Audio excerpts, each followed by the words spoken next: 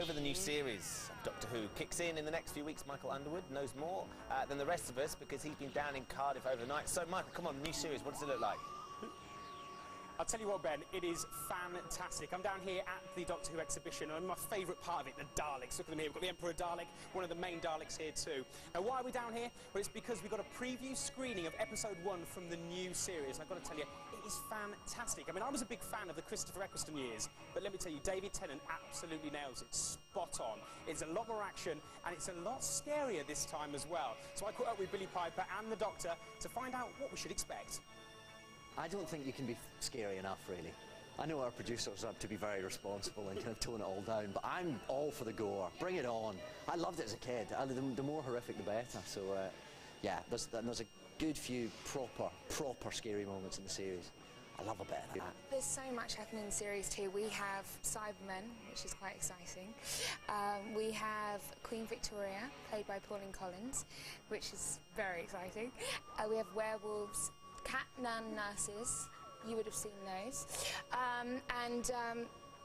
yeah, a whole host of terrifying characters, and obviously a new Doctor. Yeah, it's a lot scarier this time round. Of course, the new Doctor really does have his work cut out as well, especially in episode 1, because Rose is in tons of trouble. The evil Cassandra from series 1 is back, and this time she wants revenge. Take a look. Ship, activate the psychograph. Come in! Cassandra, let me go! What are you doing? The lady's moving on. It's goodbye trampoline and hello blondie.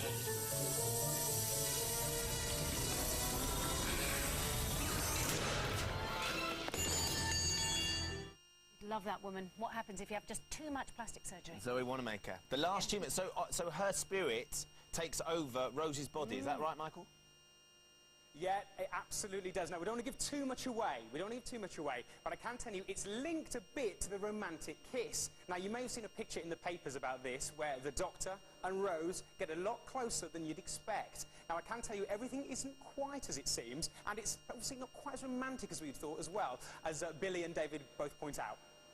There are no tongues. Are you sure? There's definitely not tongues. We'd been eating egg and cress sandwiches before, so I'd remember.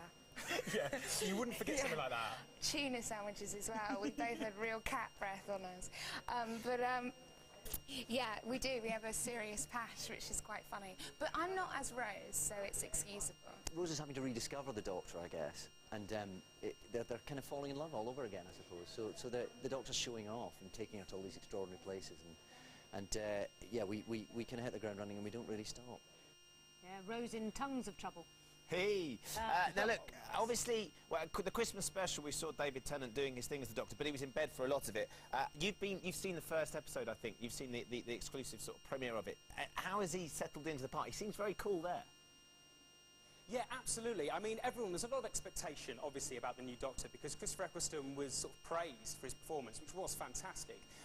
But let's face it, I mean, this guy is amazing, David Tennant. He was, of course, in Casanova, as we know, and in Blackpool as well, so we know he's got his acting talents all sorted out. But he's also quirky, which I really like, and it really works for this role as well. He's funny, he's serious, he's quirky, he's eccentric. It's everything we really want from our Doctor Who, and for my money, he is absolutely fantastic.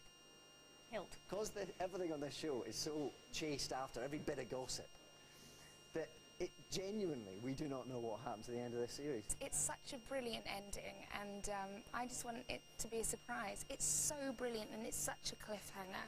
Bearing in mind this is sci-fi, anything could happen. It's just worth waiting for. Why isn't he in a kilt, though?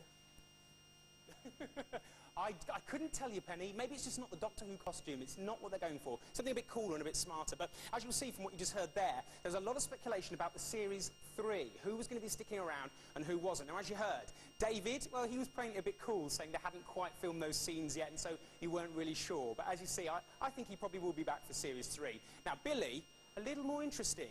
Now, she was a lot more cagey about it, I have to say, and she wasn't giving anything away.